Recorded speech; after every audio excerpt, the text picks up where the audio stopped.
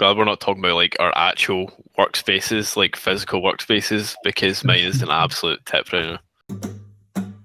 It's the Cobry Cafetiere of cloud knowledge. Oh yeah.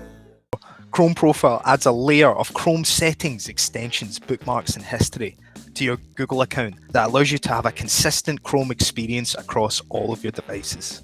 A Chrome profile means that you signed in with some kind of credentials, a user, a Google account, whether it's a business one or, as Luke showed, a personal one. And it's a way of creating a distinct wrapper that's a walled garden that's only related to that account. So various attributes you'd expect in the browser, but related solely to that account. So say Luke's got his personal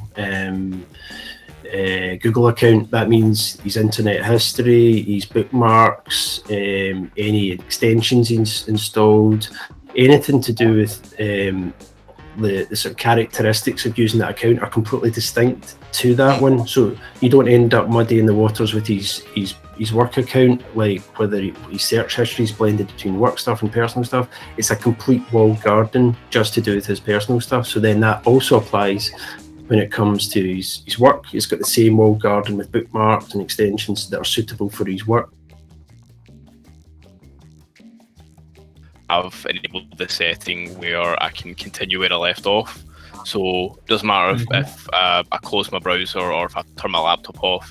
I know as soon as I open it back up and I log into that, every single tab that I previously had open is going to reopen exactly where it was, which is an absolute lifesaver, that setting. I use that one so often. People do love when they download from Chrome to have ask where you're going to download it, which is by default switched off. So it just disappears into your downloads, which is, and you get the little notification bar at the bottom. But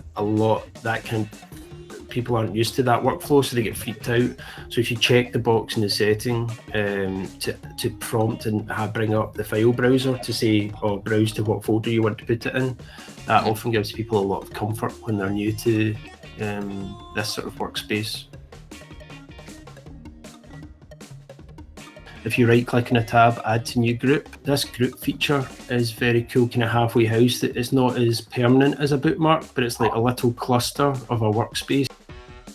One of the things about a browser is you open up these tabs and you run out very quickly, especially in a laptop, of space for open tabs, so they fall off the end. Pinning those standard ones is quite good. So yeah, I've got about 8 pins.